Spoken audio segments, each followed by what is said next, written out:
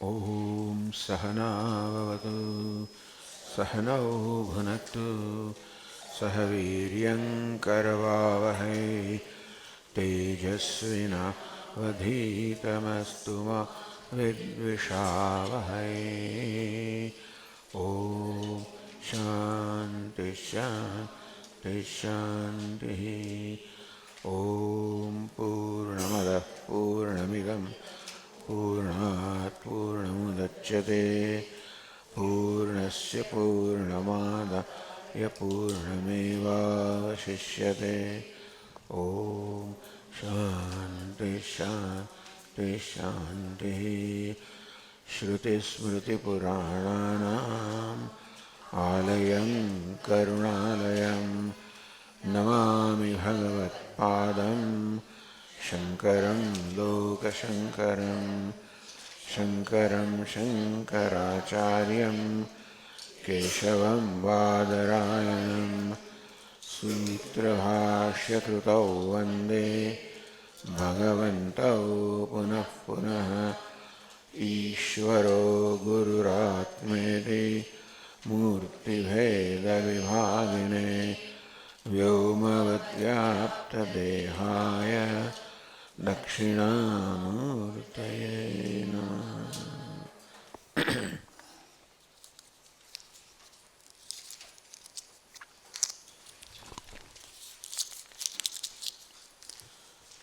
સિત્તેરમા શ્લોકમાં કહ્યું છંદાંસि યજ્ઞાનન્યચ્ચ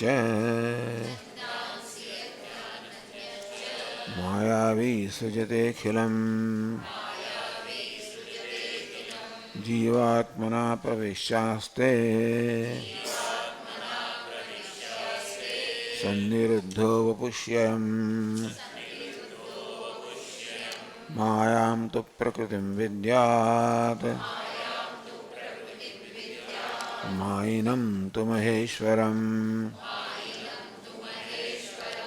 તસ્યાવયવમૂર્તૈસ્તુ વ્યાપ્तं સર્વમિદં જગત.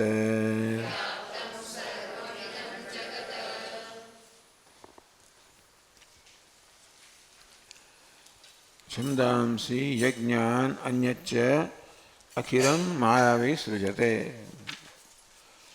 એક માયા છે ને બીજો માયાવી છે. માયામ તો પ્રકૃતિ વિદ્યાત માયનમ તો મહેશ્વરમ. પ્રકૃતિ અર્થાત ઉપાદાન કારણ, તો માયા જગતનું ઉપાદાન કારણ છે અને પરમેશ્વર માયાવી છે અર્થાત માયાનો સ્વામી છે. તો આ પ્રકારે છંદાંસી યજ્ઞાન એટલે બધા વેદો બધી સમષ્ટિનું સર્જન કર્યું માયાવીએ. જીવાત્મના પ્રવિશ્ય આસ્તે સન્નિરુદ્ધો વપુષેયમ. આ જગતનું સર્જન કરીને પછી પરમાત્મા એમાં પ્રવેશ કર્યો. અપ્રવેશ શ્રુતિ એટલે કે આ પ્રકારે ઉપનિષદની અંદર પ્રવેશનું વર્ણન કરવામાં આવે છે. તત્સૃષ્ટવા તદેવ અનુપ્રાવિશત. સર્જન કરીને એમાં એણે પ્રવેશ કર્યો. આમ જગતનું સર્જન કરીને એમાં પ્રવેશ કર્યો કહેવાનું પ્રયોજન શું છે કે અત્યારે જે આત્મા અંદર ભાસે છે, જે જીવાત્મા અંદર ભાસે છે, વાસ્તવમાં પરમાત્માએ પ્રવેશ કરવા માટે અંદર જે ભાસે છે પરમાત્મા જ છે. જીવાત્માના પ્રવિશ્યાસ્તે સન્નિરુદ્ધો વપુષ્યમ. પોતે જીવરૂપે અંદર પ્રવેશ કરીને એટલે કે પરમાત્મા જીવાત્મા બની ગયો અને પ્રવેશ કરીને બધી જ રીતે નિરોધ એટલે કે બંધનનો અનુભવ કરે છે. આ પ્રકારે વેદાંત સમજાવે છે કે આપણે જે અલ્પતાનો કે સહાયતાનો અનુભવ કરીએ છીએ એનું શું કારણ? એટલા જ માટે કે પરમાત્માએ અહીં પ્રવેશ કર્યો. જાણે કે દેવદત્ત ઘરમાં પ્રવેશ કરતો હોય તેમ પરમાત્માએ પ્રવેશ કર્યો, કહેવાતો પ્રવેશ કર્યો. એને કારણે એણે સ્વયં આ બંધન સ્વીકાર્યું. આ દેહમાં પ્રવેશ કરીને સન્નિરુદ્ધો વપુષી એમ આ દેહમાં અત્યંત નિરુદ્ધ થઈ ગયો, મર્યાદિત થઈ ગયો. આ પ્રકારે આપણો આત્મા જે છે એ કે પરમાત્મા છે એને કેમ સમજાવવું? આત્મા તો આપણે અત્યંત અલ્પ અનુભવીએ છીએ, દેશ કાળ વગેરે સર્વ મર્યાદિત એવો અનુભવી એવું માનીએ છીએ. એ જ આત્મા કે જીવાત્મા પરમાત્મા છે એવો ઉપદેશ કેમ આપવો? શાસ્ત્રમાં આ પ્રકારે કહેવામાં આવે કે આ ઉપાધિનું સર્જન કરીને પરમાત્મા એમાં પ્રવેશ કર્યો. હવે એ જ જીવ રૂપે વર્તી રહ્યો છે. સંનિરુદ્ધો વપુષયમ માયામ તો પ્રકૃતિ વિદ્યાત માયમ રમેશ્વરમ તસ્ય અવયભૂતૈસ્તુ વ્યાપ્તમ સર્વમિદમ જગત. તો માયા પ્રકૃતિ છે, ઉપાદાન કારણ છે, જગતનો સર્વ વ્યાપ્ત છે. એટલે કે એના અવયવથી સમગ્ર જગત વ્યાપ્ત છે. ઉપાદાન કારણથી હંમેશા આ કાર્ય વ્યાપ્ત હોય તો રીતે આ જગત માયાથી વ્યાપ્ત છે. અને પરમાત્માએ કારણ કે માયામાં પ્રવેશ કર્યો છે માટે પરમાત્માથી વ્યાપ્ત છે. હવે 72મા શ્લોકથી આગળ કહે છે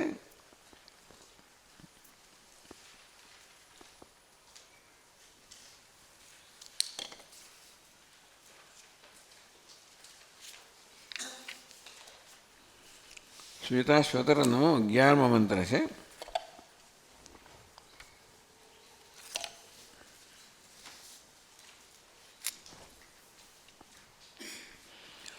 यो योनिम योनिमधिष्ठत्येकः यस्मिन्नं च वीच एति सर्वं तमीशानं वरदं देवमीड्यं निचायेमां शांतिमत्यंतमेति. आओ 12મો મંત્ર છે 4થા અધ્યાયમાં શ્વેતાશ્વતર ઉપનિષદમાં. કહે છે યહ યોનિમ યોનિમ અધિષ્ઠતે એકઃ, જે એક જ બધી યોનિમાં જેને અધિષ્ઠાતા છે, અધિતિષ્ઠતિ બધી યોનિનો અધિષ્ઠાતા છે. યસ્મિન ઇદમ સમચ વીચ એતિ સર્વમ, સમ એતિ વિએતિ, સમ એતિ સમેતિ વિએતિ વ્યેતિ સર્વમ. તો કે જેમાં जिसमें जो विविध रूप जिसमें इदम समेति व्येति च, हाँ हाँ समेति उत्पन्न नहीं. अच्छा चालो. અને વ્યेति ટૂંકમાં જેમાં સર્વ ઉત્પન્ન થાય છે અને લીન થાય છે. तमीशानं वरदं देवमीड्यम, ईशान अर्थात नियंता, वरदायक, देवम स्वप्रकाश, ईड्यम तो के प्रार्थनीय, निचायेमां शांतिमत्यंतमेति. આજે પ્રત્યેક યોનિમાં જેને પ્રવેશ કર્યો છે એ પરમાત્માને આ પ્રકાર જાણીને ટૂંકમાં જે મારા આત્મા રૂપે અત્યારે વર્તી રહ્યો છે એ પરમાત્મા જ છે જેણે પ્રત્યેક ઉપાધિમાં પ્રવેશ કરેલો છે. અને ભલે એ અલ્પ ભાસતો હોય પણ વાસ્તવમાં એનું સ્વરૂપ પૂર્ણ છે. એ પ્રકારે જાણીને શાંતિ અત્યંતમેથી અત્યંત શાંતિ એને પ્રાપ્ત કરે છે.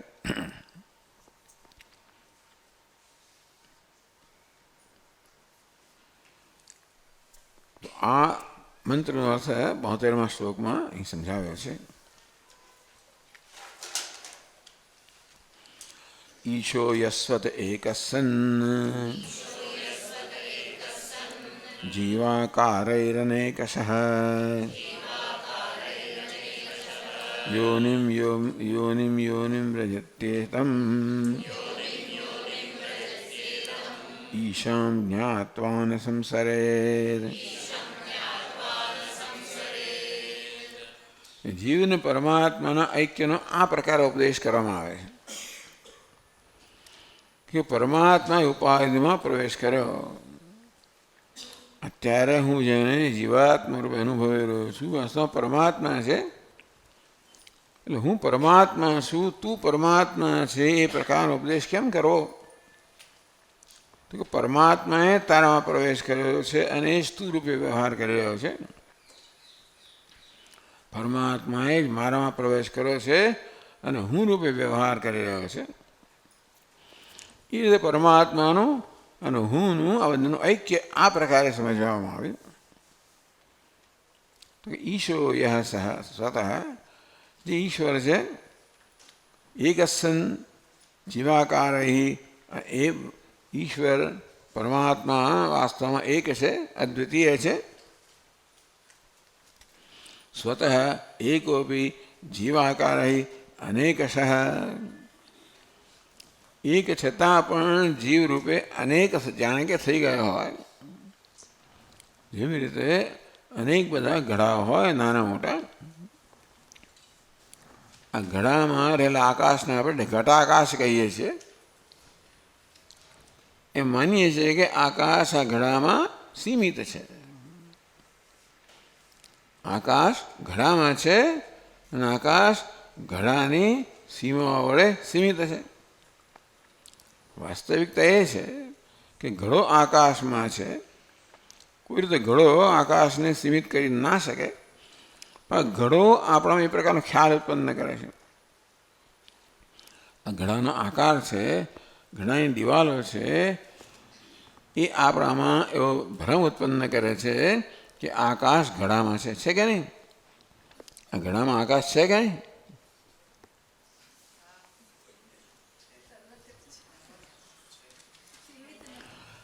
પણ અંદર છે અને બહાર નથી, એવું છે.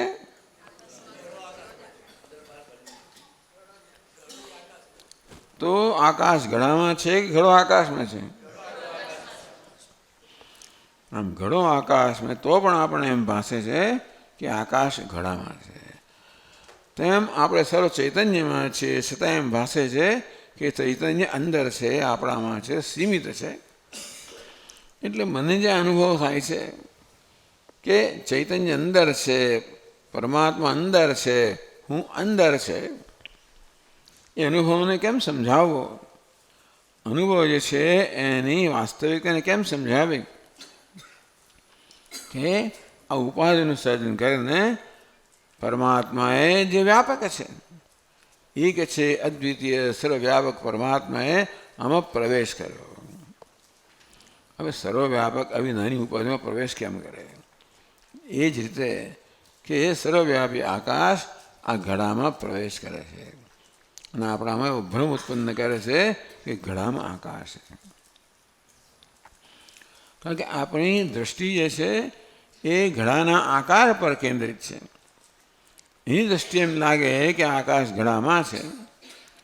આપણે દૃષ્ટિ જે બિંદુ ફેરવીએ અને ઘડાની સીમાઓને બદલે આકાશમાં આપણી દૃષ્ટિને સ્થિર કરીએ તો ઘડો આકાશમાં જણાશે.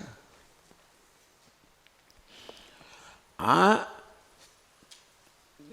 ઘટનાને આપણે કઈ રીતે જોઈએ છીએ એ પરથી જ નક્કી થાય છે.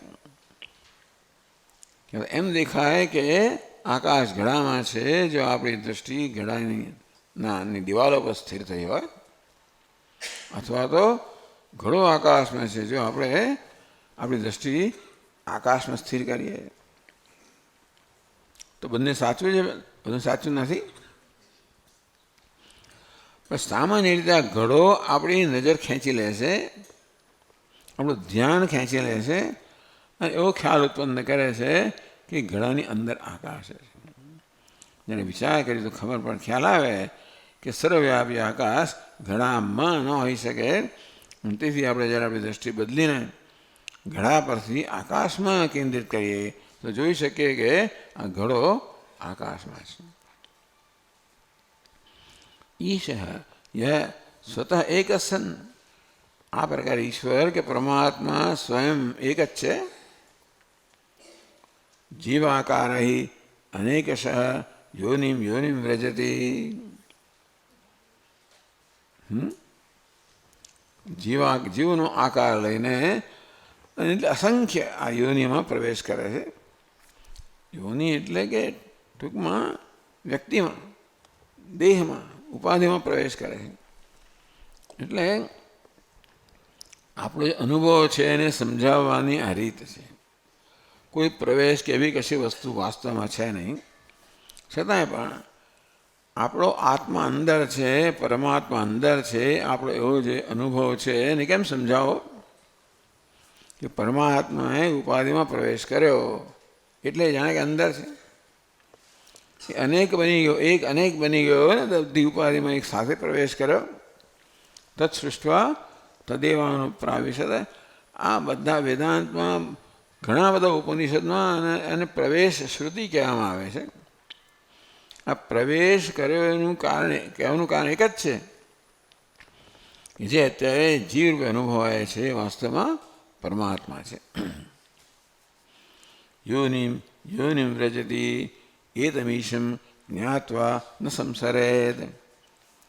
અંદર જે અલ્પ અનુભવાય છે એ વાસ્તવમાં ઈશ છે. અલ્પતા તો ઉપાધિને કારણે છે.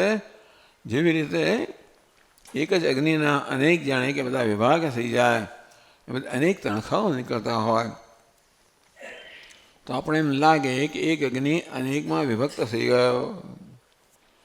વાસ્તવમાં અગ્નિ વિભક્ત થતો નથી. પણ લાકડું છે એ અનેક કરચોમાં વહેંચાઈ જાય છે.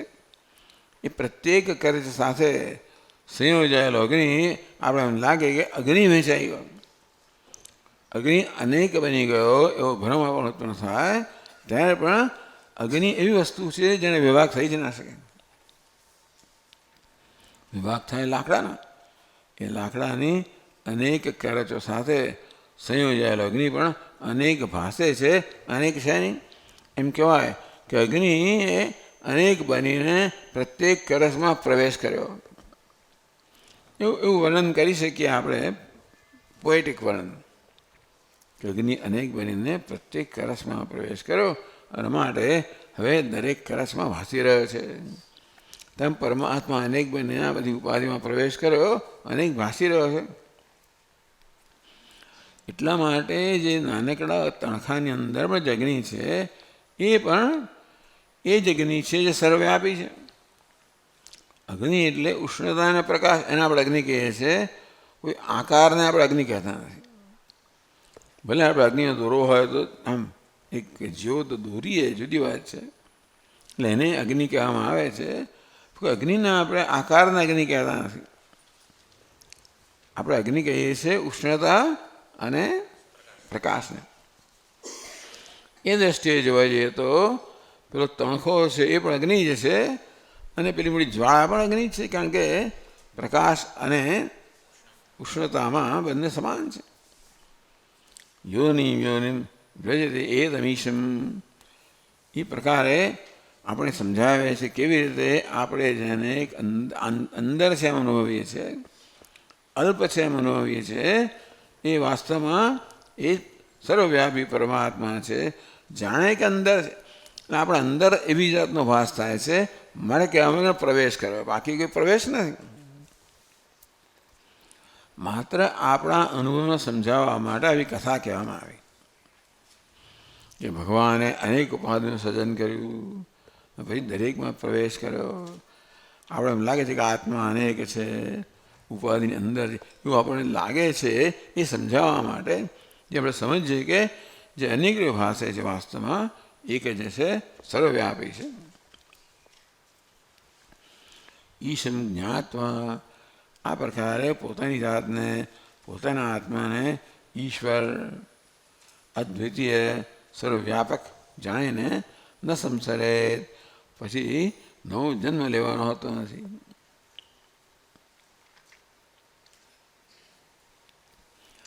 જ્ઞાત્વા સંસારાદ વિમુચ્યતે. આ જાણીને સંસારથી મુક્ત થાય છે. સંસાર એટલે જન્મ મૃત્યુનું ચક્ર, એમાંથી મુક્ત થાય છે.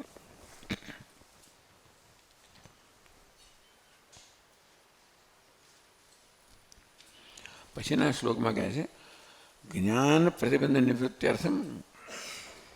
આપણા જ્ઞાન જે છે એને એની અંદર અવરોધો ક્યાં આવે છે? કેમ જ્ઞાન થતું નથી? આટલો પ્રયત્ન કરવા છતાં જ્ઞાન કેમ થતું નથી? કારણ કે એને પ્રતિબંધ કહેવાય, ઓબ્સ્ટેકલ, પ્રતિબંધ. એની નિવૃત્તિ કરવા માટે જે આપણને આડે આવે છે, જ્ઞાન તમારું સ્વરૂપ જ છે એટલે થવું જોઈએ મને, છતાં પણ એની જે આડે આવે છે એને પ્રતિબંધ કહેવાય. તો આમાં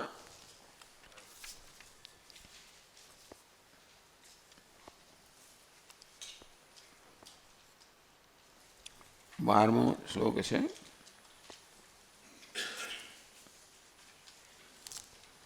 યો દેવ લખ્યું, યો દેવાના. આમાં શ્લોક આપેલો જ છે.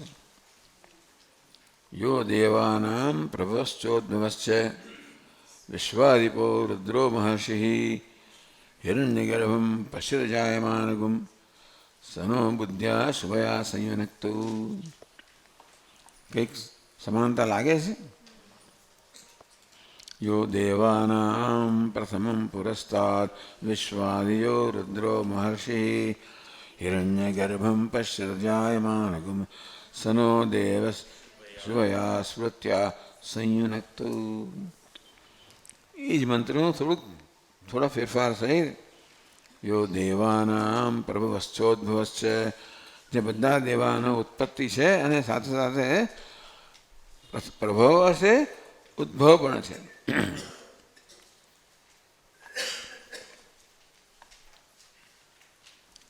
એટલે એ પ્રકારે કહેવાય કે ભવડ ઉત્પત્તિ, ઉદ્ભવ એટલે ઐશ્વર્ય પ્રાપ્તિનો હેતુ છે. વિશ્વાદિપો રુદ્રો મહર્ષિ, વિશ્વનો અધિપ છે, વિશ્વનો સ્વામી છે, મહર્ષિ છે એટલે સર્વજ્ઞ છે. ઋષિ શબ્દનો અર્થ જ્ઞાતા, દ્રષ્ટા. મહર્ષિ એટલે સર્વદ્રષ્ટા એટલે સર્વજ્ઞ છે. હિરણ્યગર્ભમ પશ્યત જાયમાનમ, હિરણ્યગર્ભમ જાયમાનમ પશ્યત. હિરણ્યગર્ભ જેનો જન્મ થઈ રહ્યો છે એને જે જોઈ રહ્યો છે. અહીં કહે છે કે હિરણ્યગર્ભને પોતાનો જ ઉત્પન્ન થતો જોઈ રહ્યો છે. સર્વબુદ્ધ્યા શુભયા સંયુનક્તુ, એ દેવ અમને શુદ્ધ બુદ્ધિથી સંયુક્ત કરે. દેવ એટલે રુદ્ર. એ રુદ્ર જે દેવતાઓની ઉત્પત્તિ અને ઐશ્વર્ય પ્રાપ્તિનો હેતુ છે, જે જગતનો સ્વામી છે, સર્વજ્ઞ છે અને હિરણ્યગર્ભને પોતાના જ ઉત્પન્ન થતો જોઈએ છે. પરમાત્મા હિરણ્યગર્ભને પોતાનું ઉત્પન્ન થતો જુએ છે. એ પરમાત્મા અમને સ્વબુદ્ધિથી સંયુક્ત કરો.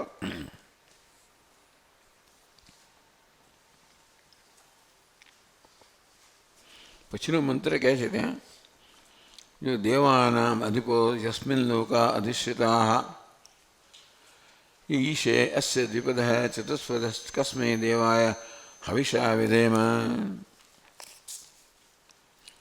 યો દેવાનામ અધિપ, જે દેવતાઓનો સ્વામી છે. યસ્મિન લોકા અધિષ્ઠિતા, જેમાં સંપૂર્ણ લોક આશ્રિત છે. જે બધા દેવતાઓનો સ્વામી છે ત્યાં બધા લોક આશ્રિત છે. ઈશે અસ્ય, જે ઈશે અસ્ય દ્વિપદ ચતુષ્પદ, ઈશ્વર શાસન કરે છે. કોને? બે પગવાળા અને 4 પગવાળા બધા પ્રાણીઓ બનેલું જગતને જે શાસન કરે છે. કસ્મૈ દેવાય હવિષા વિધેમ, કયા દેવને મેં હવિષ દ્વારા, એટલે કસ્મીનો અર્થ કનો અર્થ આનંદ કર્યો. કસ્મી એટલે કયા દેવ નહીં, પણ કહ આનંદ. કસ્મી એટલે એ આનંદ સ્વરૂપ દેવતા જે છે એને અમે હવિષથી પૂજા કરીએ, પરિચર્યા કરીએ.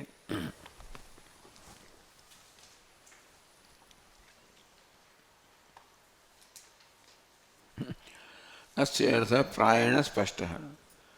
આ જે મંત્રો વાંચ્યા એનો અર્થ તો સામાન્ય સ્પષ્ટ છે. પ્રથમ મંત્રે પશ્યત એ છાંદ સમરૂપમ.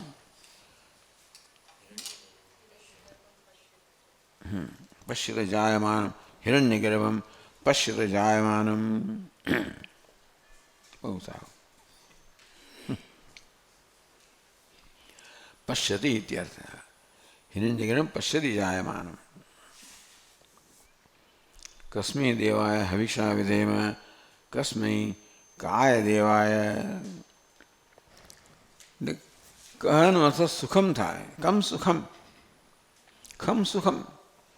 संस्कृतમાં ક અક્ષર છે ને એ શબ્દ પણ છે. એ કનો અર્થ થાય છે સુખમ. બીજો અક્ષર, બીજો વર્ણ છે ખ, ખમ, એનો પણ અર્થ થાય સુખમ. એટલે કસ્મય એની હા એટલે સર્વનામને એટલે કાય કરવામાં આવ્યું. કસ્મય આમ તો સર્વનામ છે, પણ કયું ક માતાજી ક એટલે બ્રહ્મ, એટલે કસ્મય એટલે કોને નહીં પણ આનંદ સ્વરૂપાય. કનો અર્થ આનંદ થાય. કસ્મય એટલે આનંદ સ્વરૂપાય. કાયા ઇતિ વ્યક્તવ્યે કસ્મય ઇતિ સ્મય ભાવ છાંદસમ. કસ્મયમાં એને બદલે કાય હોવું જોઈએ. ક શબ્દ હોય ધારો કે ચોથી વ્યક્તિ રામાય તેમ કાયા. એ કસ્મય એ જો નાન્યતર જાતિ હોય તો પછી કસ્મય થાય, પણ પુલ્લિંગ હોય તો કાયા થાય. પણ ચાલો આપણે આપણા શ્લોક પર આવીએ.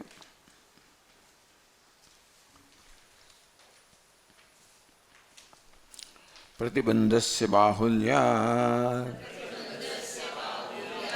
यो देवेत्यादि मंत्रतः पुनः पुनर्भजेते शं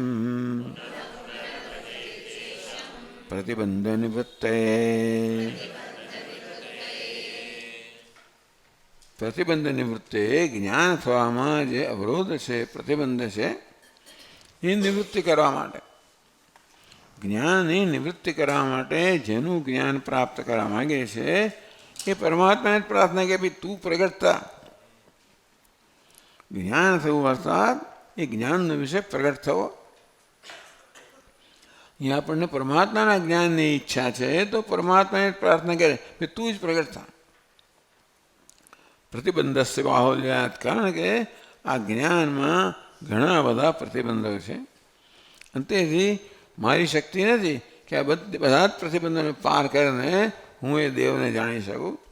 એટલા માટે દેવને જ પ્રાર્થના કરું, ભગવાન તમે જ પ્રગટ થાઓ.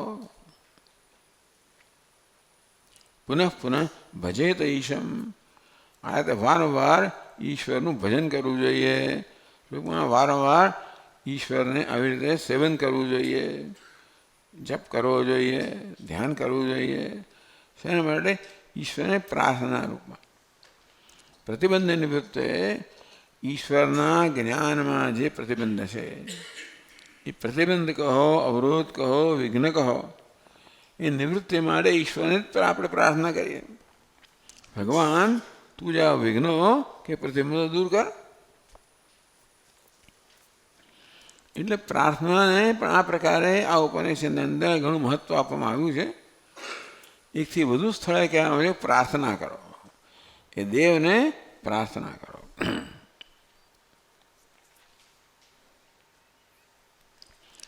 પુનઃ પુનઃ ભજે તેશમ, ઈશ્વરને પુનઃ પુનઃ વારંવાર એનું ભજન કરો. પ્રતિબંધ નિવૃત્તે, એના જ્ઞાનમાં જે પ્રતિબંધ છે, જે અવરોધ છે, જે વિઘ્ન છે, એ નિવૃત્તિ કરવા માટે એ પરમાત્માને પ્રાર્થના કરો કે તું જ પ્રગટ થા. આવે પછી બહુ પ્રાર્થના વારંવાર કરવી પડે. એક વખત એટલે કે એવું જલ્દી નથી પ્રગટ થઈ જાય. ભલે શ્રી કૃષ્ણના મુખ પર આમ સ્મિત દેખાતું હોય પણ એમ જલ્દી કે સ્મિત કરે એવું નથી. બહુ પ્રયત્ન કરો ત્યારે પછી મોડું ખોલે. એટલે આ ભગવાન પણ ખૂબ બધી પ્રાર્થના કરીએ ત્યારે પછી એટલે ખૂબ પ્રાર્થના થઈ થયો કે એના માય થઈ ગયા. આપણને જૂના બીજું કંઈ જ ના જોઈતું હોય. આપણા પૂજ્ય સ્વામીજી કે ભાઈ મોક્ષ પણ જોઈએ ને હેલિકોપ્ટર જોઈએ, એ બધી વસ્તુ જોઈએ તો ના થાય. પણ એક જ વસ્તુ જોઈએ, એટલે આપણે પ્રાર્થનામાં એટલી બધી એવા લીન થઈ જઈએ કે આપણને અન્ય કશું જ ન જોઈએ. ત્યારે પેલો ભગવાન જાણે કે આ નિષ્ઠ સિન્સિયર છે. બાકી એને હજી આ વસ્તુ જોઈએ છે, મને એક હું છું એટલે મને પ્રાર્થના કરે છે એમ કે એ દાદ ના આપે. એ જાણે કે માત્ર હું જ છું, મારા સિવાયને કંઈ ના જોઈએ, એ પ્રકારની એને ખાતરી થાય ત્યારે પ્રગટ થાય. એટલે પુનઃ પુનઃ ભજત ઈશમ, વારંવાર ભજન કરીએ એટલે એ ઈશ્વર સાથે એ પ્રકારનું ધીમે ધીમે તાદાત્મ્ય થાય અને ઈશ્વર જુએ કે આને મારા સિવાય કોઈ, કંઈ બધાને એવું હોય જ ભાઈ કે હું જ મૂલ્યવાન હોવો જોઈએ. પત્ની જાણે કે બીજાને પણ આ ઈચ્છે જુએ છે આમ કરે છે, પતિ આવું હોય તો ભાઈ પેલું સંબંધ બરાબર વિકસે નહીં, હોય તો તૂટી જાય. દરેક જણ ઈચ્છે કે મારું પ્રિય પાત્ર છે એ માત્ર મને જ પ્રેમ કરે, હું જ એના માટે સૌથી મહત્વનો હોવો જોઈએ. એમ ભગવાન પણ ઈચ્છે કે આ ભક્ત માટે હું જ મહત્વનો હોવો જોઈએ. હવે એને ખબર કેમ પડે? વારંવારને પ્રાર્થના કરીએ એનો અર્થ એ થયો કે બાકીની બધી પ્રાર્થનાઓ દૂર થઈ ગઈ. મારા મનોથી અનેક પ્રાર્થનાઓ જન્મે છે, એ પ્રત્યેક ઈચ્છા પ્રાર્થના રૂપ જ છે. માટે મને એ જોઈએ છે, એ જોઈએ છે, એ જોઈએ છે, ભગવાન કોઈ લઈ લે. પણ જ્યારે મને માત્ર એક જ વસ્તુ જોઈએ, પુનઃ પુનઃ ભજેત ઈશમ પ્રતિબંધ નિવૃત્તે, ત્યારે પછી કંઈક દાદ આપે. આમ તો એની જ્ઞાનમાં જે પ્રતિબંધ છે એ નિવૃત્ત થાય.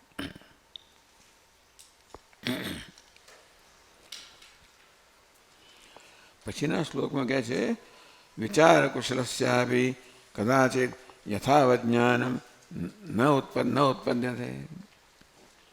વિચાર કુશલસ્યાપી, જે વિચારમાં કુશળ છે, આમ શાસ્ત્રમાં આ જ્ઞાન પ્રાપ્તનો ઉપાય વિચાર કહ્યો છે. કશી વસ્તુને સમજવી હોય તો એ વસ્તુના સ્વરૂપ પર વિચાર કે આ શું વસ્તુ છે, એ પ્રકારે વિચાર કરીએ આપણે. શું કંઈ પણ સમજવું હોય, ચાલો ગુલાબ છે ને આટલી પાંખડી છે ને આવો રંગ છે તો બરાબર છે, પછી શું? પછી પણ આગળ પ્રશ્ન કરીએ અને પછી વધારે વિશ્લેષણ કરીએ કે આ પાંખડી શેમાંથી બનેલી છે, એનું રસાયણ વગેરે શું છે. એમ જેમ જેમ વધારે વધારે વિચાર કરતા જઈએ તેમ તેમ પછી આ વસ્તુનું આપણને જ્ઞાન થાય. તેવી રીતે વિચાર કુશલસ્ય, આ પ્રકારે વિચાર કરવામાં જે કુશળ છે એના માટે પણ ઘણી વાર યથાર્થ જ્ઞાન જન્મતું નથી. એટલે 74મા શ્લોકમાં કહે છે અદુષ્ટ પ્રતિબંધો યહ નિવર્ત્ય ભજનેન તમ દુષ્ટો યઃ પ્રતિબંધસ્તમ વિચારેણ જયેત પુનઃ.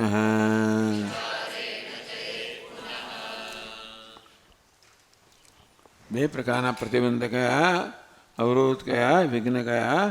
અદૃષ્ટ અને દુષ્ટ. અદૃષ્ટ અર્થાત જેનું આપણે જ્ઞાન નથી. દુષ્ટ એટલે જે આપણે જોઈ શકીએ છીએ. આ પ્રકારે વિચાર કરવામાં કુશળ છે એને પણ આ પ્રકારના પ્રતિબંધો નડે જ છે. તત્ર અદૃષ્ટમ એવ પ્રતિબંધકમ. ચાલો, અદૃષ્ટ પ્રતિબંધ એટલે અદૃષ્ટમ એવ પ્રતિબંધકમ. અદૃષ્ટમ એટલે પૂર્વ કર્મ. અદૃષ્ટ એટલે પૂર્વના કર્મનું ફળ. ત્યાં અદૃષ્ટ એટલે જે પ્રતિબંધ દૃષ્ટ છે, દેખાય છે એવું નહીં. અદૃષ્ટ એટલે કર્મફળ. અદૃષ્ટમ એવ પ્રતિબંધકમ, એ પૂર્વના કર્મ એ આપણા પ્રતિબંધ હોઈ શકે જે વર્તમાનમાં આ પ્રકારની પરિસ્થિતિ ઉત્પન્ન કરે છે અને આપણા વિઘ્ન રૂપે પ્રગટ થાય છે, એમ કહી શકાય. તો આપણે જાણતા નથી કે કયું એ કર્મ છે જે આ પ્રકારે પ્રતિબંધ રૂપ છે. તન્નિવૃત્ત પૂર્વોક્ત મંત્ર જપેન ઈશ્વર ભજન ઉપાય. ત્યારે પૂર્વોક્ત જે મંત્ર કયો, યો દેવાનામ પ્રથમ પુરસ્તાદ વગેરે, એ જે મંત્ર છે એટલે આ બધા મંત્રોનો જપ કરવા માટેનો અહીંયા જ કહેવામાં આવ્યું છે. આ જે મંત્ર આપણે જે બોલીએ છીએ કે અહીંયા થોડા ફેરફાર સાથે કહેવામાં આવ્યો. એ જપેન ઈશ્વર ભજનમ ઉપાય. આ મંત્રનો જપ કરવો જોઈએ. યો દેવાનામ પ્રથમ પુરસ્તાદ વિશ્વાદયો રુદ્રો મહર્ષિ હિરણ્યગર્ભમ પશ્ય જાયમાન તન્નો દેવ શુભયા સ્મૃત્યા સંયુનક્તુ. એ પરમાત્મા મને શુભ સ્મૃતિ સાથે સંયોજે, એટલે જ્ઞાન વૃત્તિ સાથે સંયોજે. શુભ સ્મૃતિની પ્રાર્થના છે, એટલે જ્ઞાન વૃત્તિની પ્રાર્થના છે, જ્ઞાનની પ્રાર્થના છે. તો પહેલાં એક અદૃષ્ટ જે આપણા પ્રતિબંધો છે, ભજન ઉપાય, ભગવાનનું ભજન એનો ઉપાય છે.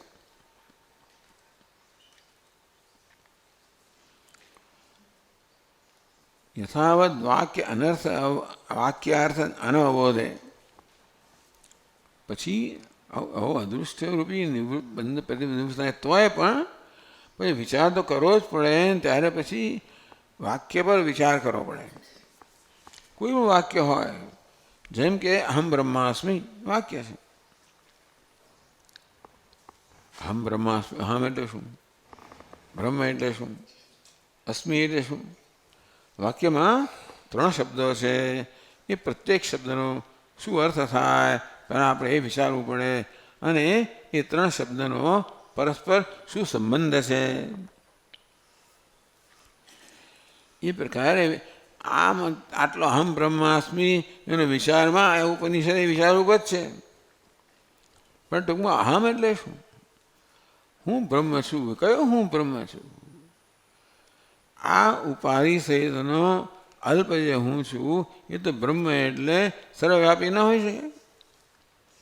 એટલે હુંની અંદર હું તો છું, પણ કયો અંશ? જે ન બદલાનાર અંશ છે, ચેતન અંશ છે, ચૈતન્ય છે. પહેલાં હું વિશે મારી દ્રષ્ટિનું પરિવર્તન આવવું જોઈએ. પછી એ હું બ્રહ્મ છે.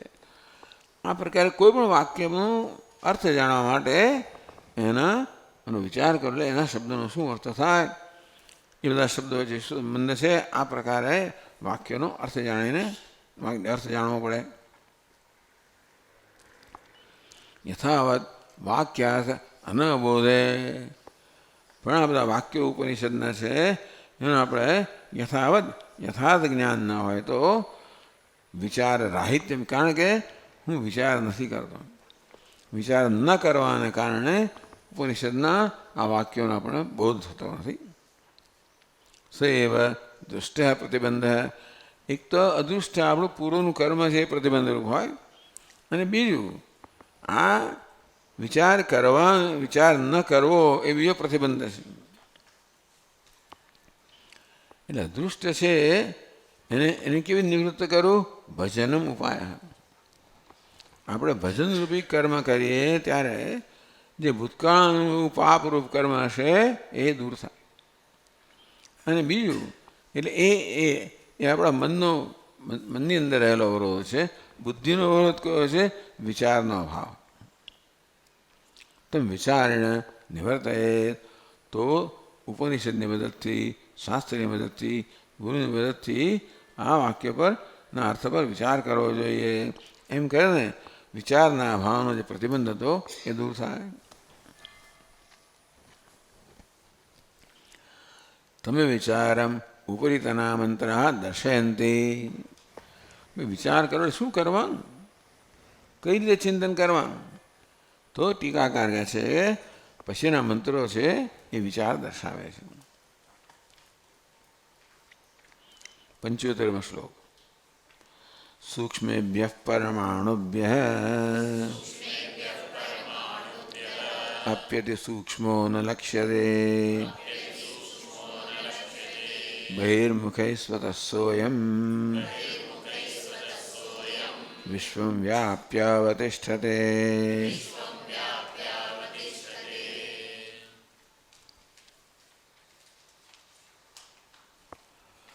અહીં જે મંત્ર છે 14મો મંત્ર ઉપનિષદનો.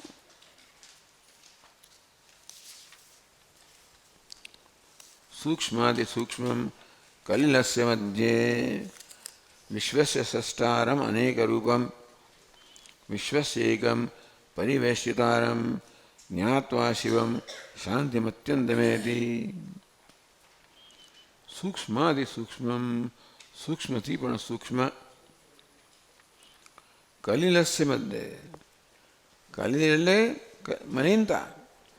કલિલસ્ય મધ્યે એટલે અવિદ્યાના કાર્યરૂપ પરમાત્મા એવા દુર્ગમ સ્થાનમાં છે, જ્યાં જેવું અત્યંત કઠિન છે. વિશ્વસ્ય અનેક રૂપમ સ્રષ્ટારમ, આ જગતનો સ્રષ્ટા રચયિતા, અનેક રૂપવાળો.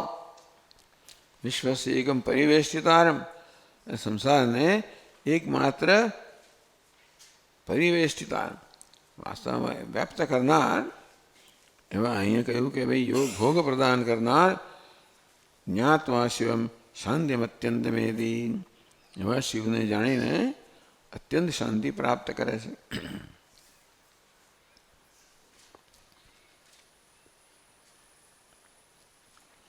એ મંત્રનું તાત્પર્ય આપણને આ 75મા શ્લોકમાં સમજાવવામાં આવ્યું.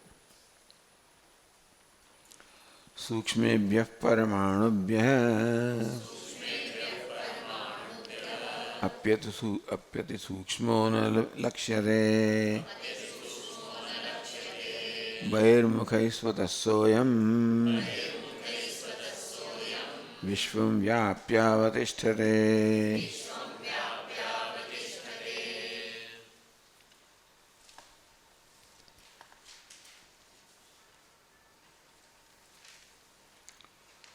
સૂક્ષ્મ કલિલસ્ય મધ્યે સૂક્ષ્માદિ સૂક્ષ્મમ સ્રષ્ટારમ તમ અનેક રૂપમ. આ કલિલની મધ્ય અજ્ઞાનરૂપી જે કાલુષ્ય છે એની મધ્યમાં જે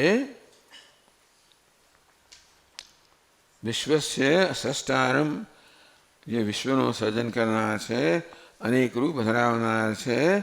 વિશ્વસ્ય એકમ પરિવેષ્ટિતારમ, વિશ્વને વ્યાપ્ત કરનાર એક જ જે છે એને જાણીને જ્ઞાત્વા શિવમ શાંતિમત્યંતમેતિ, એવા શિવજીને પરમાત્માને જાણીને અત્યંત શાંતિ પ્રાપ્ત કરે છે. એ વસ્તુ આ 75મા શ્લોકમાં કહી. સૂક્ષ્મેભ્યઃ પરમાણુભ્યઃ, સૂક્ષ્માતિ સૂક્ષ્મ મંત્રમાં કહેવામાં આવે ને, સૂક્ષ્માતિ સૂક્ષ્મ, સૂક્ષ્મથી પણ સૂક્ષ્મ. સૂક્ષ્મેભ્યઃ પરમાણુભ્યઃ, અત્યંત સૂક્ષ્મ, આ પરમાણુ કરતાં પણ અતિ સૂક્ષ્મ. પરમાણુ એટલે ટૂંકમાં આપણે સૌથી વધારે નાનામાં નાના જે કણને જોઈ શકીએ એને પરમાણુ કહેવાય. આપણી આંખોએ જે નાનામાં નાનો કણ દેખાય એને પરમાણુ કહેવાય. એથી આગળ જોઈ ના શકીએ, આગળ શું જાણી ના શકીએ. હવે તો આપણે તો ઘણા બધા યંત્રો આવી ગયા. એ જમાનામાં કોઈ યંત્રો ન હતા ત્યારે એક તો કદાચ આ રાઈનો દાણો એનો દૃષ્ટાંત આપવામાં આવે નાનામાં નાની વસ્તુ માટે, અથવા રાઈનો દાણો જોઈ શકીએ આવે, પણ જે નાનામાં નાનો પદાર્થ જોઈ શકીએ એને પરમાણુ કહેવામાં આવે. સૂક્ષ્માતિ સૂક્ષ્મેભ્યઃ પરમાણુભ્યઃ અભિ અતિ સૂક્ષ્મ. સૂક્ષ્મ એટલે પછી એ કદના રૂપમાં નહીં જોવાનું. આમ સૂક્ષ્મ કહેવાનું પર પ્રયોજન એ છે કે સૂક્ષ્મ એટલે કદમાં નાનું એવું નહીં. સૂક્ષ્માદિ સૂક્ષ્મ, પરમાણુ અતિ સૂક્ષ્મ, પરમાણુ કરતાં પણ અતિ સૂક્ષ્મ એટલે જે અત્યંત સૂક્ષ્મ છે એટલે વ્યાપક છે. એટલે કઠોપનિષદમાં કહેવામાં આવ્યું અણોરણિયાન મહતો મહિયાન આત્મા સજંતો નિહિતો ગુહાયાન અણોહોણિયાન મહત મહિયાન. સૂક્ષ્મથી પણ અત્યંત સૂક્ષ્મ છે. કલિલસ્ય મધ્યા સૂક્ષ્મેભ્યઃ પરમાણુ અતિ સૂક્ષ્મોને લક્ષ્યતે, દેખાતું નથી. ટૂંકમાં દેખાવાની મર્યાદાને પરમાણુ કહેવાય. પછી નથી દેખાતું નથી તો કેવું વિષયકરણ ના થઈ શકે. ખરે કોણ નથી દેખાતું? કદાચ ગમે તેટલા યંત્રો આપણે વાપરીએ તો પણ આ સૂક્ષ્માતિ સૂક્ષ્મ દેખાય કેમ ના શકે? અત્યારે આપણી પાસે ઘણી સિદ્ધિઓ છે, ઘણા યંત્રો છે, એથી આપણે અત્યંત સૂક્ષ્મ પદાર્થો જોઈ શકીએ, અને તોય પણ આ સૂક્ષ્મથી અતિ સૂક્ષ્મને કાર્ય ન જોઈ શકીએ. કેમ? તો જોનારનું સ્વરૂપ છે. તો દ્રષ્ટારમણે કેન દૃષ્ટે કેન વિજાનીયાત વિજ્ઞાતારમ અરે કેન વિજાનીયાત. એ જાણનાર છે એને કેવી જાણી શકાય? તેમ દ્રષ્ટાને કેમ જોઈ શકાય? એટલે ન લક્ષ્યતે. આ સૂક્ષ્મ સૂક્ષ્મ એ માત્ર વર્ણન કરવામાં આવ્યું, એટલે અત્યંત સૂક્ષ્મ, એટલે જે આપણે ઇન્દ્રિય ગોચર નથી. ઇન્દ્રિયથી જેનું વિષયીકરણ ના થઈ શકે. શેને? બહિર્મુખ. જે બહિર્મુખ લોકો છે એમને માટે આ કોઈ રીતે દર્શનીય નથી. પણ જ્યારે અંતર્મુખ બનવામાં આવે ત્યારે આપણા આત્મરૂપે રહેલો આ સૂક્ષ્મ પરમાત્મા દૃશ્યતે તું અગ્રયા બુદ્ધ્યા સૂક્ષ્મયા સૂક્ષ્મદર્શિભિ એશ સર્વેષુ ભૂતેષુ ગૂઢોત્માન પ્રકાશતે. આ પ્રાણી માત્રમાં જે ગૂઢ આત્મા છે એ આત્મરૂપે પ્રકાશતો નથી, પણ એકાગ્ર અને સૂક્ષ્મ બુદ્ધિથી જોઈ શકાય, જાણી શકાય. બહિર્મુખૈ અતિ સૂક્ષ્મો ન લક્ષ્યતે. જેની વૃત્તિ બહિર્મુખ છે, બહાર છે, એ અતિ સૂક્ષ્મ છે, એનું કોઈ રીતે જ્ઞાન ન જોઈ શકે. સ્વતઃ સ્વયં વિશ્વમ વ્યાપ્ય અવતિષ્ઠતે.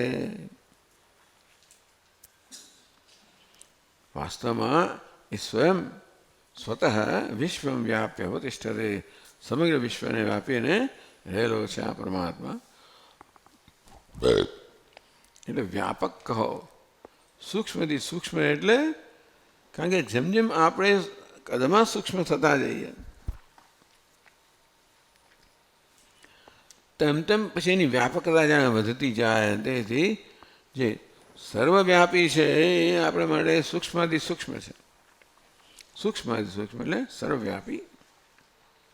પરમાણુ સૂક્ષ્મ તે બી અતિ સૂક્ષ્મ આત્મા. પરમાણુ અત્યંત સૂક્ષ્મ છે, એમનાથી પણ સૂક્ષ્મ એટલે કે ટૂંકમાં જેનું વિષયીકરણ ના થઈ શકે એવો આત્મા આપણું સ્વરૂપ છે. ન લક્ષ્ય બહિર્મુખઈ ન લક્ષ્યતે. બહાર જે લોકો નજર મંડાયેલી છે એમનાથી ન લક્ષ્યતે. એ અમને કોઈ રીતે વિષયીકરણ જોઈ શકતા નથી. ત્યારે ન દેખાયું નથી. જે પોતાની દૃષ્ટિ અંતર્મુખ બનાવે છે દૃશ્યતે તો અગ્રયા બુદ્ધિયા સૂક્ષ્મયા. પોતાની બુદ્ધિને એકાગ્ર બનાવે છે, સૂક્ષ્મ બનાવે છે, એવા મહાપુરુષો વડે આત્મા જોઈ શકાય. એટલે ટૂંકમાં આત્માનું જ્ઞાન થઈ શકે. જોવાનું એટલે મનથી એનું વિષયીકરણ કરવાનું નથી, પરંતુ એની એક થઈ જઈએ તો પછી એનું જ્ઞાન થાય. સ્વતઃ સ્વયં વિશ્વ વ્યાપ્ય અવતિષ્ઠતે. આત્મા છે એ વિશ્વને વ્યાપીને રહેલો છે.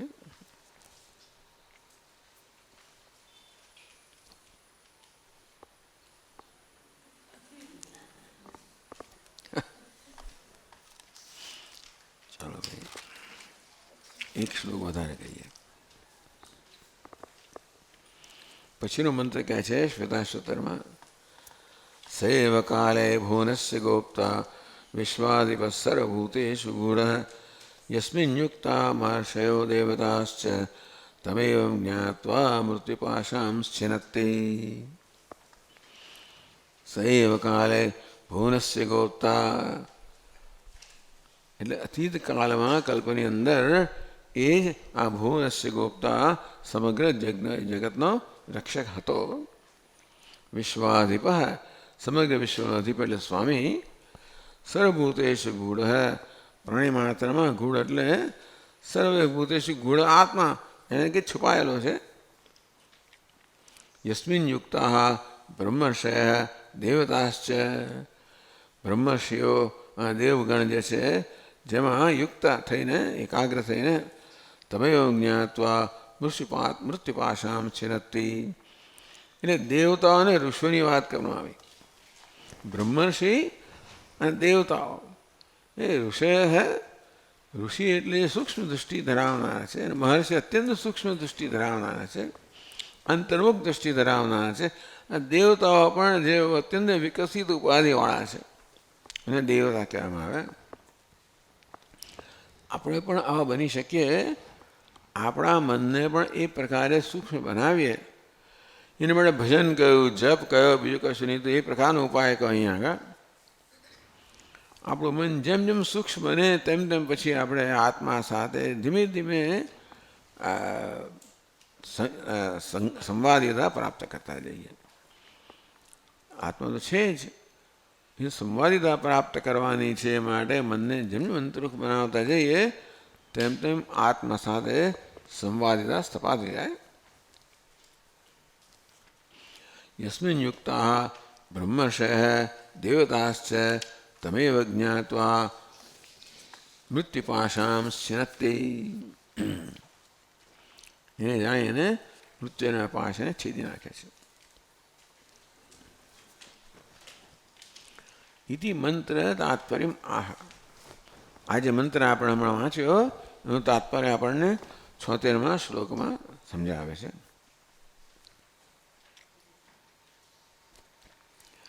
જગત પાલનેનાયમ અસ્તિત્યાદૌ વિબુધ્યતા બ્રહ્મર્ષયો દેવતાશ્ચ યોગેનૈતં વિજાનતે.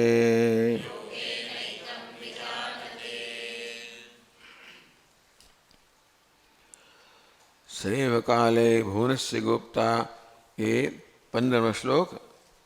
જો આપણે કાલે એટલે ભૂતકાળની અંદર એ જ સમગ્ર જગતનો રક્ષક હતો. વિશ્વાધિપ એ જગતનો સ્વામી છે. સર્વભૂતેષુ ગૂઢ એ પ્રાણી માત્રમાં આત્મરૂપે છુપાયેલો છે. યસ્મિન યુક્તા બ્રહ્મર્ષય દેવતાશ્ચ બ્રહ્મર્ષિઓ અને દેવતાઓ જેની સાથે ઐક્ય સાધીને એનામાં એકાગ્ર થઈને તમેવ જ્ઞાત્વા મૃત્યુપાશામ છિનત્તિ. એને આ પ્રકારે એટલે ભુવનસ્ય ગુપ્તા વિશ્વાધિપ સર્વભૂતેષુ ગુણ એ પ્રકારે જાણીને બધા મૃત્યુના પાશને છેદી નાખે છે. જગત પાલનેન અયમ અસ્તિ ઇત્યાદિ વિબુધ્યતા. દેવતિર્યાગાદિ બહુભેદ ભિન્નસ્ય અસ્ય વિચિત્રસ્ય જગત સર્વજ્ઞમ સર્વશક્તમ ઈશ્વરમ મુક્ત્વા નાન્ય કશ્ચિત પાલનાય પ્રભુ.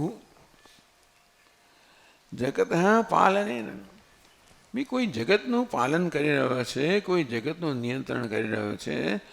આપણે જગતનું નિરીક્ષણ કરીએ ત્યારે ખ્યાલ આવે કે જગતના બધા જ પદાર્થો કોઈ નિયમને અનુસરી રહ્યા છે. જગતના કોઈ પણ તત્વને સ્વતંત્ર રીતે વર્તવાની સ્વતંત્રતા નથી. ભલભલા મહાન તત્વો હોય, શક્તિશાળી હોય, વાયુ હોય, અગ્નિ હોય, સૂર્ય હોય, ચંદ્ર હોય, ભલભલા શક્તિશાળી તત્વો હોય, એ બધા પણ નિયમ પ્રમાણે વર્તે છે. સૂર્ય પણ નિયમ પ્રમાણે ઉગે, નિયમ પ્રમાણે આથમે. અગ્નિ વાયુ બધા એ બહુ અત્યંત શક્તિશાળી તત્વો છે, એ પણ કુદરતના નિયમ પ્રમાણે વર્ત. નહીં તો એવું ના હોત તો વિજ્ઞાન શક્ય જ ના બને. આ બધા તત્વો જો નિયમ પ્રમાણે ન વર્તી રહ્યા હોત તો આપણે કોઈ અંદાજ બાંધી જ ન શકીએ ને અનુમાન કરી જ ના શકીએ. એટલે મારા હાથમાં પદાર્થ નીચે જ પડશે એવો નિયમ ના હોત તો ઉપર જશે, નીચે જશે, આડો આડો ક્યાં જશે નક્કી ના કરી તો આ જીવન ના જીવી શકીએ આપણે. વિશ્વસનીયતા ન હોય તો આપણે જીવન જીવી શકીએ જ નહીં. હું પગ આગળ મારી આગળ જઈશ અને પાછળ નહીં પડું એ મારો વિશ્વાસ છે. ગઈકાલે આ ભોજન લીધું હતું, આજે લઈશ તો ગડબડ નહીં કરે એવો વિશ્વાસ છે. આ પ્રકારે આ દરેક ક્ષણમાં જે વર્તીએ છીએ ને આપણે એમાં આ બધા નિયમો પર વિશ્વાસ રહેલો છે. ત્યારે આપણે કોઈ પ્રકારની ચિંતા વગર નચિંત રીતે જીવીએ છીએ. કેવી ચિંતા હતા, આ પગ મારીશ તો પડશે કે નહીં પડે, હું ઊભો રહી શકીશ કે નહીં, કે આડો પડી શું થશે, એવું પ્રત્યેક ક્ષણે આપણે ચિંતા હોય તો આપણે કોઈ જીવન ચિંતા હોય તો જીવન ના જીવી શકીએ. નચિંત જીવીએ છીએ કારણ કે આપણે ખબર છે કે બધી વસ્તુઓ કેવી છે? વિશ્વસનીય છે, વિશ્વાસ રાખી શકાય એવી છે. એટલે આ જગતનું પાલન થઈ રહ્યું છે, બધી વસ્તુઓ સંવાદી કર્મ કરી રહી છે. એ જ બતાવે છે કે એમનું કોઈ નિયંતા છે. ઘરની અંદર પણ કોઈ નિયંતા ના હોય તો ઘરમાં બધું રફે દફે થઈ જાય. માં બહાર ગઈ હોય તો ઘરની અંદર પછી છોકરા આમ કરે, ન કરો, પેલું કરે, એક આવે આમ કડક થઈ પછી બધું બરાબર વ્યવસ્થિત થઈ જાય. નહીં તો કંઈ વ્યવસ્થા હોય ઘરમાં તો સમજવું કે વ્યવસ્થાપક હોવું જોઈએ, હોવી જોઈએ. નહીં તો અવ્યવસ્થાનો નિયમ છે કે વધતી જાય. અવ્યવસ્થાને શું કહેવામાં આવે છે? એન્ટ્રોપી. આ એન્ટ્રોપીનો નિયમ છે કે આ જગતનો નિયમ છે, એ વિજ્ઞાને શોધી કાઢ્યો કે જગતની અંદર અવ્યવસ્થાનો એવો સ્વભાવ છે કે કશું ના કરો તો અવ્યવસ્થા વધ્યા જ કરે. રોજ કચરો આવવો પડે, રોજ બધું કરવું પડે, ગંદકીનો વધ્યા જ કરે. કંઈ ન કરીએ તો બધા થર બાજી જાય. અને એટલે અવ્યવસ્થામાં આપણે સતત પ્રયત્નશીલ થવું પડે વ્યવસ્થા ટકાવી રાખવા માટે. આ બધું જોતા લાગે છે કોઈ છે તો ખરો. આ બધા પ્રકારના નિયમો પ્રમાણે જગત ચાલે છે. એટલે અસ્તિ ઇત્યાદ વિબુધ્યતા છે. એટલે સ્થિત્ય ઉપલબ્ધવ્ય તત્વભાવેન ચોભયો કે કઠોપનિષદે કહ્યું કે પહેલાં ભગવાન અસ્તિ છે એ પ્રકારે જાણવું જોઈએ. એ બહુ સારી. એટલે કે ભગવાન છે એનો અર્થ એ થયો કે દરેકે દરેક વસ્તુ જે થઈ રહી છે એ ભગવાન વડે થઈ રહી છે. એટલે ભગવાન છે કે ત્યાં છે એવું નહીં. ભગવાન સર્વ વ્યાપક છે, સર્વ કંઈ કરી રહ્યો છે, એના નિયમથી સર્વ ચાલે છે. આમ પ્રત્યેક ક્ષણે આ સર્વવ્યાપી ભગવાનનો આપણે અનુભવ કરી રહ્યા છીએ. એમ વિચારીએ તો ભગવાન આપણા જીવનમાં પ્રવેશી જાય. કશી વસ્તુ એવી નથી કે જ્યાં સર્વવ્યાપક નિયંતાના નિયમની બહાર હોય. અને માટે સતત જોનો વિચાર કરીએ તો આપણે જોનું ઉતરી જાય. એટલે અસ્તિત્વ પહેલાં તો ઈશ્વર છે એ પ્રકારે જાણવું જોઈએ. પછી એ હું છે એને તત્વભાવ કહેવાય. પહેલાં ભગવાનને છે એ પ્રકારે જાણવું જોઈએ અને પછી ભગવાન છું. પહેલાં ભગવાન છે પછી ભગવાન છું. આ બે તબક્કાનું જ્ઞાન શાસ્ત્ર સમજાવે છે. જગત પાલનેન એમ અસ્તિ ઇત્યાદ વિબુધ્યતા આદુ. પહેલાં આ જગતનું પાલન કરનાર છે. દેવતરિયાગાદી ભૂભેદ ભિન્નસ્ય અસ્ય વિચેતરસ્ય જગત.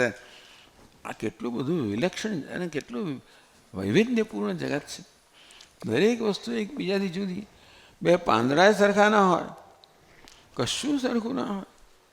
બધી વસ્તુઓ પોતપોતાને ચાલતી. આ બધા જગતનું કોઈ નિયંત્રણ કરનાર ન હોય તો પેલો આમ ઉડે ને પેલો તેમ, કશી વસ્તુ ઠેકાણા હોય જ નહીં. આટલું વૈવિધ્યપૂર્ણ જગત જે છે એમાં બધા પદાર્થો વ્યવસ્થિત ચાલે છે. અને કોઈને વ્યવસ્થિત ચાલવું ગમે જ નહીં. છૂટ આપવામાં આવે તો બાળક પણ દોડી જાય. એને આંગળી પકડીને એવું ચાલુ ન જ ગમે. આમ કોઈ દરેક પદાર્થને સ્વતંત્રતા જ ગમે. અહીં બધા પદાર્થો પરતંત્ર છે.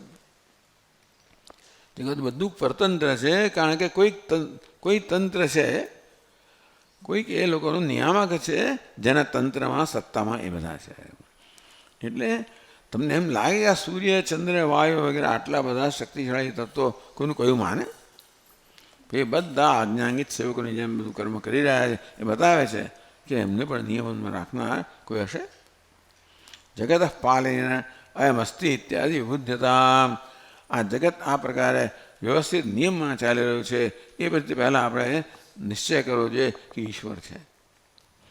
જ્યાં પણ નિયમ દેખાય ત્યાં ઈશ્વર દેખાય. અને બધે નિયમ છે એટલે પહેલાં બધે ઈશ્વર દર્શન થાય. પહેલો તબક્કો છે ઈશ્વર સર્વવ્યાપી છે, સર્વનો નિયામક છે. એ છે બ્રહ્મર્ષયો દેવતાશ્ચ યોગીનૈવ વિજાયન્તે. પછી છું ઈશ્વર છે. બીજો તબક્કો છે ઈશ્વર છું. આ બ્રહ્મર્ષિઓ દેવતાઓ બધા પણ યોગથી જ એ પરમાત્માને જાણે છે.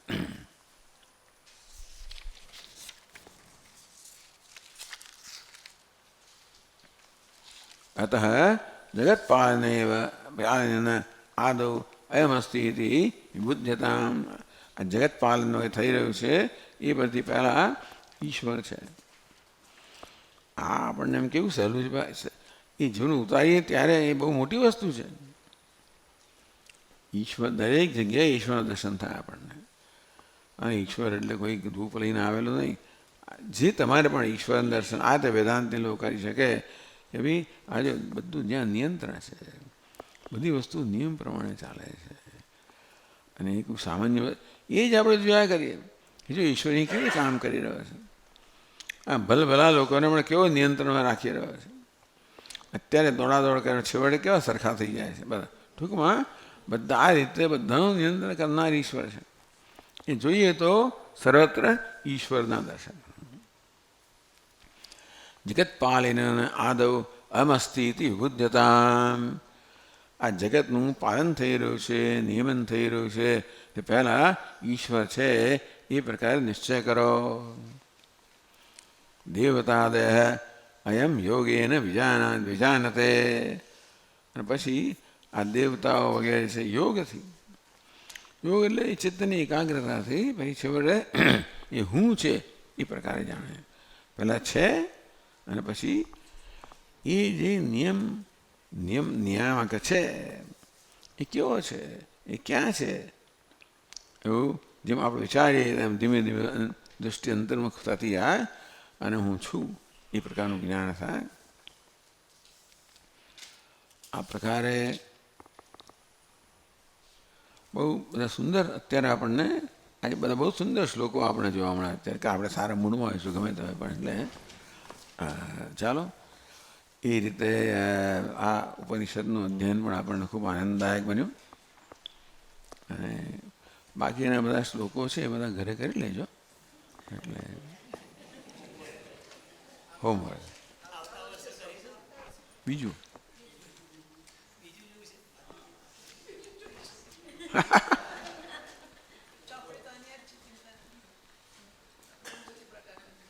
ના ના એના આ એક વોલ્યુમ પૂરું થઈ ગયું.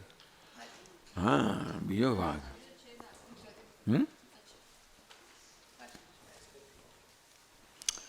ઓમ પૂર્ણમદ પૂર્ણમિદમ પૂર્ણાત પૂર્ણમુદચ્યતે પૂર્ણસ્ય પૂર્ણમાદાય પૂર્ણમેવાવશિષ્યતે. ઓમ શાંતિ શાંતિ શાંતિ. શંકરં શંકરાચાર્યં કેશવં બાદરાયણં સૂત્રભાષ્યકૃતૌ વંદે ભગવन्तौ પુનઃ પુનઃ. ઈશ્વરો ગુરુરાત્મેતિ મૂર્તિભેદવિભાગિને વ્યોમવદ્વ્યાપ્તદેહાય દક્ષિણામૂર્તયે. ઓમ શાંતિ શાંતિ શાંતિ. હરિ ઓમ. શ્રી ગુરુભ્યો નમઃ.